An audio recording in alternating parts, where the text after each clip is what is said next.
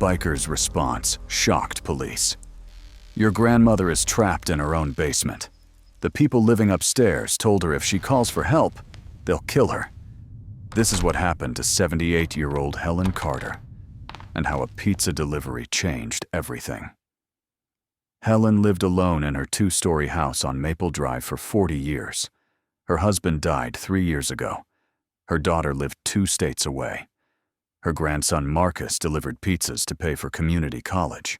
Helen was the type of neighbor who baked cookies for the mailman, who fed stray cats, who never locked her doors because good people don't need locks. That kindness almost killed her. It started when Helen fell in her garden. Minor injury, bruised hip, nothing serious. But at 78, recovery takes time. She mentioned to her neighbor Carol that she was having trouble with stairs. Maybe someone could rent the upstairs, Carol suggested. Extra income, and they could help you. Helen posted an ad online. Room for rent, quiet house, elderly owner. Trent Bishop answered within hours. 32 years old, friendly smile, said he was a freelance writer looking for a quiet place to work. References looked good. Background check came back clean. What Helen didn't know, Trent was a professional squatter who'd learned to fake everything. He moved in with 1 suitcase. Within a week, 3 more people arrived. Just visiting, Trent said. But they never left. Within 2 weeks, Trent changed the locks on the upstairs doors. When Helen asked why, he smiled. Security. Don't worry about it. Within 3 weeks, Helen wasn't allowed upstairs anymore. Stay in your basement apartment, Trent told her. You don't need to come up here. This is my house, Helen said. Was your house. Trent showed her a lease agreement with her signature, except Helen never signed it. I'm a legal tenant now. You try to evict me, it'll take 6 months, maybe a year. How long can you afford a lawyer at your age? That's when Helen saw the gun in his waistband. Here's how this works, Trent said. You live downstairs. Keep quiet. Don't call anyone. Don't tell anyone what's happening. Because if you do, if I even think you're trying to get help, I'll make sure you don't wake up one morning. Understand? Helen understood. She was trapped in her own basement, too terrified to ask for help. But Trent made one mistake. He ordered pizza. Marcus Carter was 19 years old, working nights delivering pizzas to pay for his engineering degree. He hadn't visited his grandmother in 3 weeks. College, work, life. You know how it gets. You mean to call. You mean to visit. Time just slips away. When the delivery app showed an address on Maple Drive, Marcus didn't think anything of it. Not until he pulled up and realized it was his grandmother's house. He knocked on the door. A stranger answered. Young guy, mid-30s, tattoos covering his arms. Pizza delivery. Great. The guy took the pizza, handed over cash, started to close the door. Wait, Marcus said. This is my grandmother's house. Helen Carter. Is she home? The guy's expression changed, harder. She's not available. What do you mean, not available? I'm her grandson. I need to see her. She's sleeping. Don't want to disturb her. Marcus could hear voices upstairs. Music. People laughing. This wasn't right. I'm coming back tomorrow, Marcus said, and I'm going to see my grandmother. The door slammed in his face. Marcus sat in his car, engine running, trying to make sense of what just happened. Strangers in his grandmother's house. Not letting him see her. Something was very wrong. He called her cell phone. No answer. He called the landline. Someone picked up, then immediately hung up. Marcus drove to the 24-hour diner where his buddy Jake worked. Jake wasn't just a friend. He was a member of the Brotherhood motorcycle club.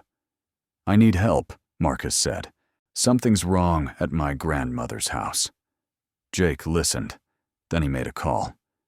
If you've ever felt helpless watching someone you love in danger, if you believe communities should protect the vulnerable, subscribe to The Last Riders.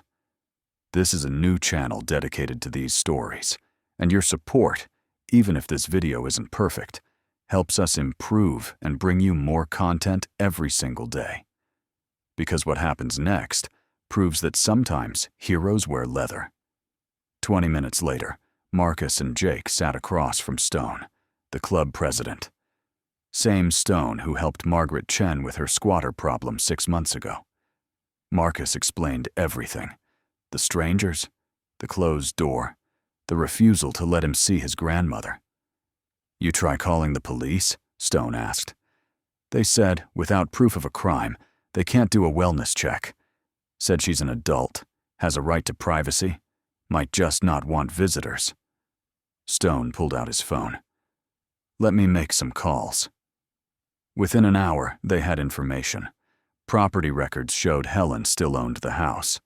Utility bills showed usage had tripled in the past month. Neighbors reported seeing multiple people coming and going at odd hours. And then Rita Morrison called Stone back. Rita lived 2 houses down from Helen. "I haven't seen Helen in 3 weeks, Rita said. "Her garden's dying. She loved that garden. Something's not right." Stone looked at Marcus. "How much do you trust your instincts?" "I know my grandmother. She'd never ignore my calls. Never." "Then we're going to get her out. Tonight." The plan was simple. No sirens, no spectacle, just a quiet extraction. Stone called Officer Hayes, the same cop who'd helped with Margaret's case. "We might have a hostage situation. Elderly woman, possibly being held against her will by squatters. We're going to knock on the door, have a conversation.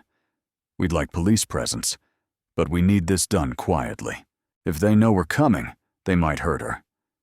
Hayes agreed to come in an unmarked car, plain clothes, as backup only. At 2:47 a.m., 15 motorcycles rolled quietly onto Maple Drive, engines off 2 blocks away. They pushed the bikes the final distance, silent, professional. Marcus led them to the basement window, the one that looked into what used to be his grandfather's workshop. There was a light on, and there was Helen, sitting in a chair, hands folded in her lap, staring at nothing. Marcus tapped on the window, gently. His grandmother didn't move at first. Then slowly, like she couldn't believe what she was seeing, she turned. Her face, when she recognized Marcus, broke his heart. Relief and terror mixed together. She shook her head frantically, pointing upstairs, mouthing words he could read. "They'll kill me." Stone appeared beside Marcus. He held up a piece of paper with large letters. "We're getting you out. Stay quiet." Helen nodded, tears streaming down her face. Stone turned to his club, hand signals only. 4 bikers moved to the back door, 4 to the front. The rest positioned around the house. Officer Hayes stood by, radio ready. Stone knocked on the front door.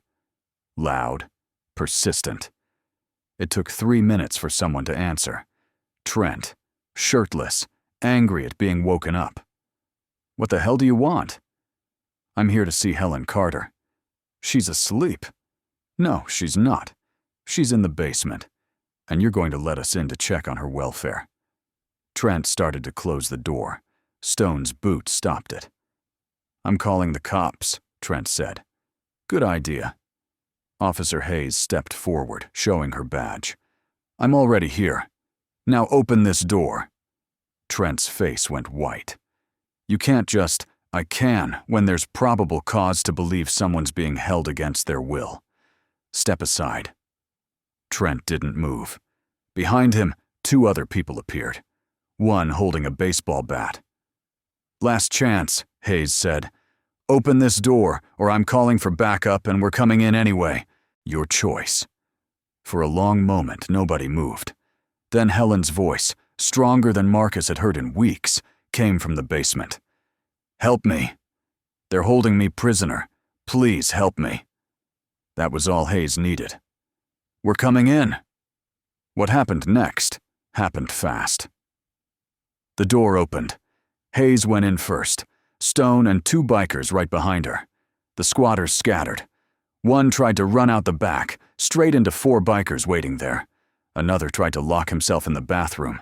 The guy with the baseball bat dropped it the moment he saw 6 bikers coming up the stairs. Marcus ran to the basement. His grandmother was standing now, holding onto the wall for support. "Marcus," she whispered, "I prayed you'd come. I prayed so hard." He hugged her gently, carefully. She'd lost weight. She was shaking. But she was alive. Upstairs, Officer Hayes was reading rights to 4 squatters now sitting on the floor, hands behind their heads. More police had arrived. The house was suddenly full of flashing lights and radio chatter. Hayes found the gun, unregistered, hidden in a closet. She found Helen's cell phone, smashed. She found the forged lease, the fake IDs, the evidence of 3 weeks of captivity. And in Helen's own handwriting, hidden under her mattress, she found a diary. Daily entries describing her captivity. The threats, the fear, the hope that someone, somehow, would realize she was in trouble. Trent Bishop was charged with kidnapping, false imprisonment, elder abuse, fraud, and weapons violations. His 3 accomplices faced similar charges. Bail was set at $500,000 each. None of them could make it. Helen spent 1 night in the hospital for observation, dehydration, malnutrition, trauma, but alive. Marcus took 2 weeks off from work and school, moved into his grandmother's house to help her recover. The bikers took turns checking in. Someone was always there. Rita Morrison organized the neighbors. They brought food, cleaned Helen's garden, repainted the walls upstairs that the squatters had damaged. Within a week, the house felt like home again. Helen sat in her living room, not her basement, with Marcus and Stone. She held both their hands. "I thought I was going to die down there," she said quietly. "I thought no one would ever know, that I'd just disappear in my own house." "You're not alone," Stone said. "You never were. Sometimes, it just takes a minute for the right people to realize you need help. Why did you help me? You don't even know me." "Yeah, we do. You're Marcus's grandmother. You're Rita's neighbor. You're part of this community. That means you're family." 3 months later, Trent Bishop pleaded guilty to avoid trial. He got 12 years in state prison. His accomplices got 5 to 8 years each. Helen refused to leave her house. "I'm not letting them take my home from me. Not again." But she did make one change. Every Friday night, she hosts dinner. Marcus comes. Rita comes.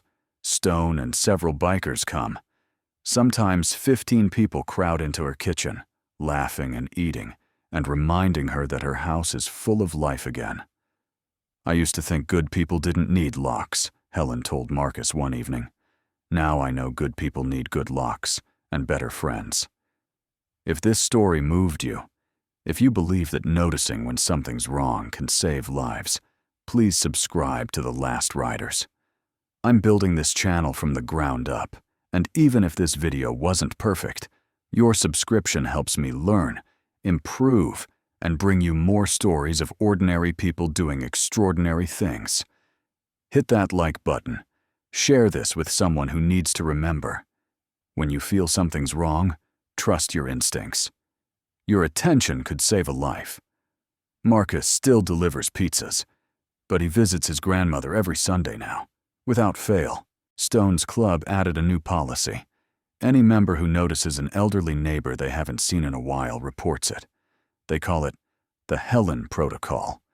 And Helen, she still bakes cookies for the mailman, still feeds stray cats.